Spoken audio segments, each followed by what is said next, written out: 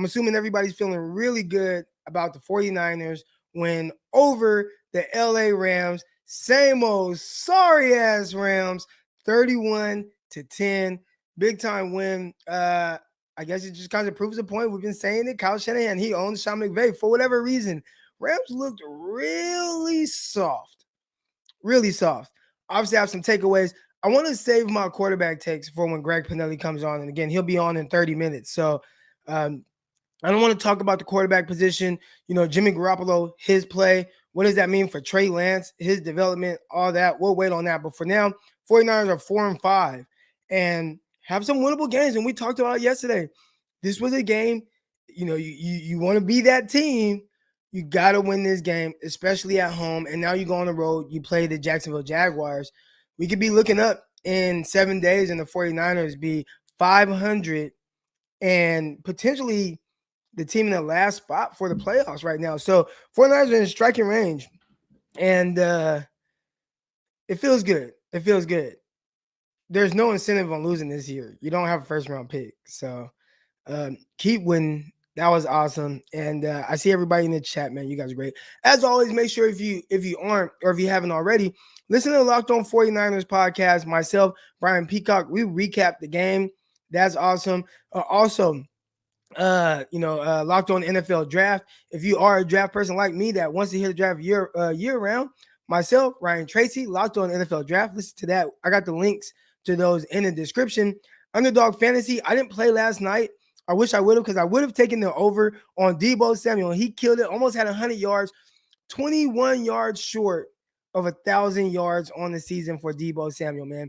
49ers haven't had a 1,000-yard receiver since maybe Anquan Bolden. So that's awesome. A lot of takeaways from this game. Jimmy Ward, he was awesome.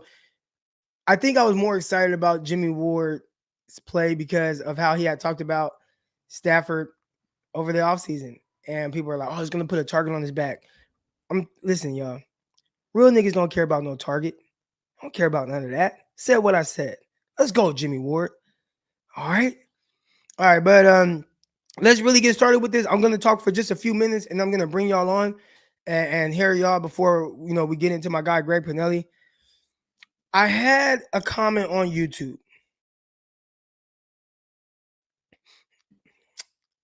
Someone commented and was basically like, "Oh, Croc, how you feel now? You was just talking bad about Kyle Shanahan and you pandering for clicks and stuff like that." First of all, I don't do anything for clicks. All right. I don't do anything for clicks. All right. I don't if I title something, I mean, like, yeah, you want to catch it, but like I'm saying what I'm saying, like there will never be anything that I say because I feel like that's gonna get me more attention or draw more attention to any of my platforms or anything like that. Like never. I won't do anything for clicks. I'm just not that person. I don't do anything for attention. I'm not like this attention-seeking person. Anything I do is really just because, like, talk to y'all about football. So, anyways, this guy was like, "Oh, how do you feel, Kyle Shanahan? You were just saying he's on a hot seat. Are we taking him?" First of all, there is no hot seat. All right, Kyle Shanahan, his contract, the extension part of it, the 6 years, hasn't even started yet. All right. Oh, now my mom's in the group chat. She's in the chat. So the Kyle Shanahan, and that's my mama right there, y'all. Y'all go say hi to Mama Ellie. All right. So Kyle Shanahan, his 6-year extension, it hasn't even started yet. So it's not a hot seat. But can we be upset with some of the results that we've gotten from Kyle Shanahan, his staff, and what his tenure has looked like? Yes. So the person's in the comments and he's like, "Oh, pandering for clicks. Kyle Shanahan, you said he was on the hot seat. He won a game. Great win against the LA Rams, divisional rival. We needed that. But that doesn't take away everything else. When I start speaking out against Kyle Shanahan, it's not because of one game or one season. Bro, we're talking about over 5 years. And at the end of the day, the 49ers are still under 500. How does a coach in his 5th year with the team and being able to, have a lot of time to turn this thing around, How are you? One, you have 4 losing seasons, or it looked like it's trending towards 4 losing seasons, but three losing seasons in 4 years. You start year 5 losing 3-5. You just come off of a loss to Arizona where you got your ass kicked and embarrassed at home.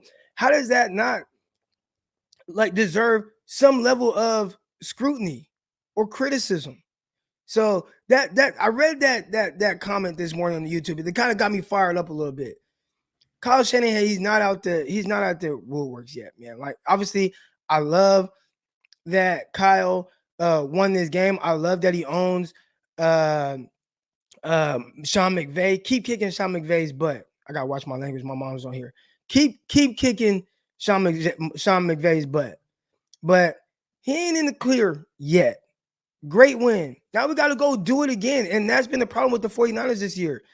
You know, where's the consistency? Like, who is this team? Are we going to continue to get what we got last night? Because if Monday night was any indication of what the 49ers are going to be moving forward, awesome. Awesome. Like, please. I'm rooting for Kyle Shanahan. I'm a 49er fan.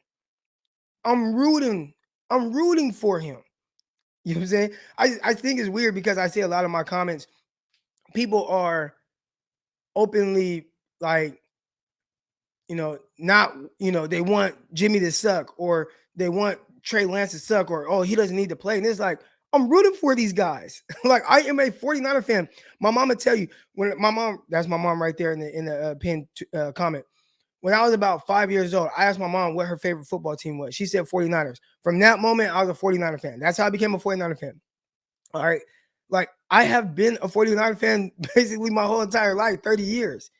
I'm rooting for the team because at the end of the day, when Jimmy's gone or Trey Lance is gone or whatever, I'm still going to be here and still be a 49er fan. All right. So and I'm the most like optimistic, seeing the good in situations. So I'm always trying to give people the benefit of doubt. Always. And if I start to speak out against Kyle Shanahan, it's because it's year 5. It's year 5. And one win against the Rams, that's not going to change what he's done for the entire. I need to see it again. I am rooting for Kyle. I want him to succeed. And I love the win last night. 31-10, 49ers stomp the Rams. Great win. It felt like our guy Matthew Stafford was trying to throw the game. I don't know if he went to Vegas and put money on it, but he was doing some weird stuff.